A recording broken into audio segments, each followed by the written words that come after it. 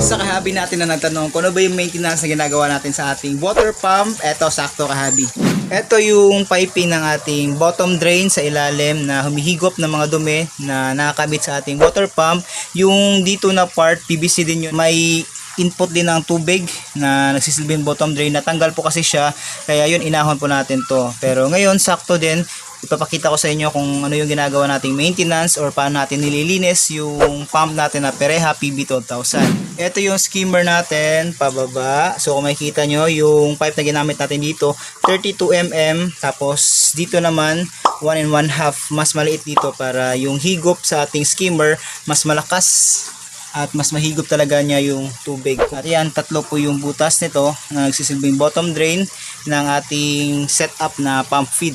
Nasa ilalim pa nga yung pipe, di makita pero nasa ilalim pa, kukunin pa po natin. At ngayon, ito yung ating pump na Pereha PB12000. Specs naman itong Pereha PB12000 ay 3 modes po siya, 10,000 liters per hour. Yung first 50 watts, tapos second naman 11,000 liters per hour, 60 watts. Yun po yung gamit natin or yung nakaset mo sa atin ngayon. Tapos yung maximum niya 70 watts, 12,000 liters per hour. Pwede siya sa ilalim ng tubig, tapos pwede dang hindi naka submerge sa ilalim.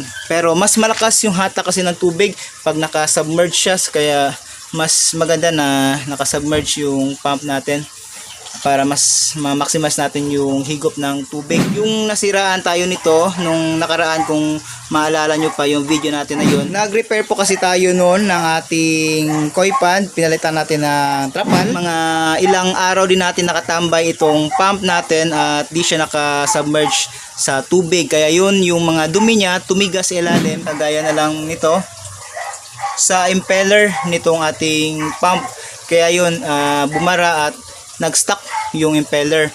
At yun, nalinis natin, nalinis na yun. At yun, bumalik naman, umandar naman siya ulit. So yun po yung isa sa problema kung ano, isa-standby natin yung pump natin na ito. Kailangan pa natin linisin muna, tanggalin yung mga putik na yan para ma-store natin kung di po natin siya gamitin. Kasi kung hahayaan na po natin na ganyan, mag-stuck up po yung kanyang impeller at di na po siya andar. Gaya po niya, no? Tatanggalin lang po natin to, i-unscrew lang po natin. At ito na po yung bubungad sa atin. Tapos ito, yan, kita nyo yan, titigas kasi yan. Tapos parang maiging semento, kaya yun, babara yung ating pump. Tapos ayun, ito yung pinaka impeller nya. Yan, kung iaahon na lang man natin to guys, mas maganda linisin na lang po natin para dito magbara. Yan, so ngayon linisin na po natin, sakto kasi na iniahon natin para na rin malinis paglagay natin ulit dito sa ating pan. Tapos yung mga nagtatanong kung may mga lumot, ayan, sobrang dami ng lumot guys. Ayan. So yan, bilisan natin kasi padilim na. Baka di na makita. So yun, linisin lang po natin. Mahalaga nito guys na check din po natin yung ilalim ng pump. Kanina kasi dun sa aquarium ng ating flower horn, napansin ko humina na yung nabagsak ng tubig. Kaya yun, chinek ko yung filter, tapos yung pump din. Yung naging problema is yung pump, tumigas yung mga dumi, kaya yun, humina yung ikot at di na masyadong malakas yung ng tubig. Ito tatabunan, pero importante dito na area. Mahalaga din guys na linisin din natin yung ating mga pump para ma-check natin kung ano po yung naging meron bang mga problema. Yun o.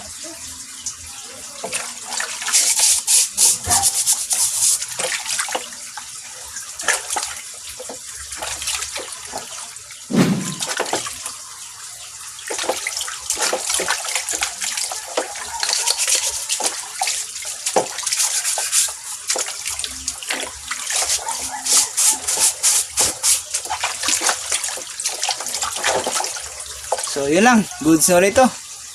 Assemble na natin.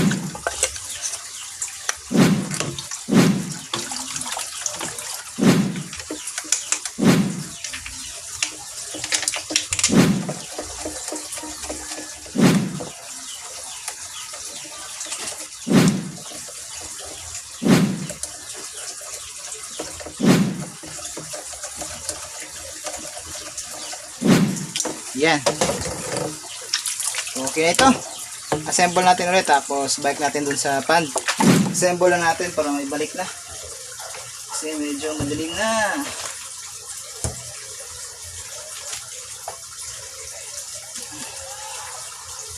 Oops.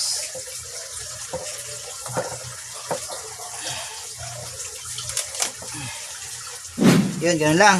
Balik na natin sa pan. Medyo madilim talaga. Oops.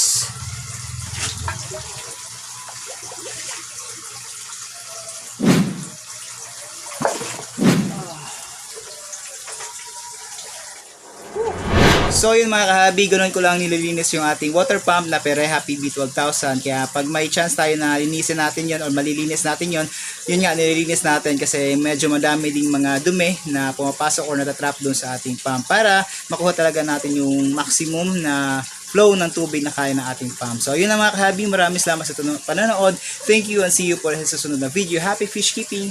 Fish out. So, ayun po yung mga nangyari kagabi kahabi. Tapos, ngayon, ito kinabukasan, ito yung mga alagang koi natin dito. Matatakaw nating mga koi. Yan, ayos na natin. Ilalim mo. Yan, tapos, ito, sinicure talaga natin. Ayan, naglagay tayo ng cable tie. Kasi minsan, natatanggal kasi ito. Tapos, tumatapon dito yung tubig. Kaya, ayan, sinicure po natin. Tapos, ito, nilagyan na natin ito para di mahatak yung piping. Ayan, goods na ito lahat. Kanina umaga naman naubos yung tubig dito sa ating koi pan kasi yung pipe natin na yan siguro tinungtungan ng ng mga pusa kaya natanggal. At yun, buti na lang naka-elevate ng konti yung pump natin para di masyadong may matira pa na tubig kung sakali magkaroon ng ganong insidente at di talaga maubos yung tubig sa ating koi pan. Ito, halos 90% ng tubig yung natanggal dito, yung na water change natin. Ayan, pero okay naman sila ngayon, no? No feeding pa tayo sa pan na to.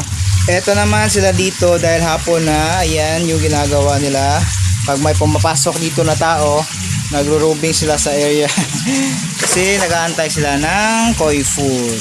Ayan, gutom na, nagwa-wild na yung mga alaga natin. Pero good sign naman po yung mga ganyan kasi matakaw silang kumain. In good condition yung kondisyon nila. So ayun lang mga kahabi, share nyo naman po ito sa mga kahabi natin dyan, baka makatulong. Ganda na rin itong zero natin, oh.